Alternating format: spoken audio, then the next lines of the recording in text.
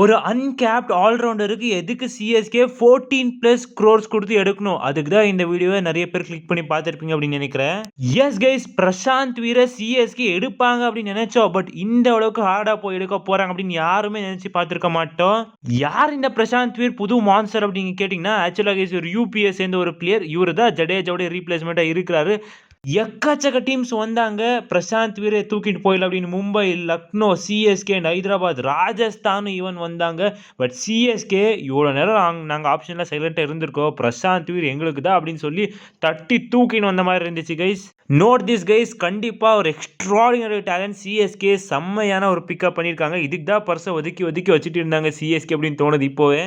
So பார்க்கறதுக்கு ரொம்ப எக்ஸைட்டடாக இருக்குது கைஸ். பிரசாந்த் வீர் எப்படி விளையாட போறாரு சிஎஸ்கேக்கு வந்து அப்படின்னு சொல்லி. லாஸ்ட் டைம் சமீர் ரிஸ்வி எப்படி தூக்குனாங்க சிஎஸ்கே, அதே மாதிரி இப்போ கார்த்திக் சர்மா தூக்குவாங்க அப்படின்னு நினைச்சிட்டு இருந்தோம். எஸ், தூக்குவாங்க இப்போ. பட் இதே மாதிரி பிரசாந்த் வீர் தூக்கியிருக்காங்க கைஸ். ரொம்ப ரொம்ப எக்ஸைட்டடாக இருக்கிற பார்க்கறதுக்கு.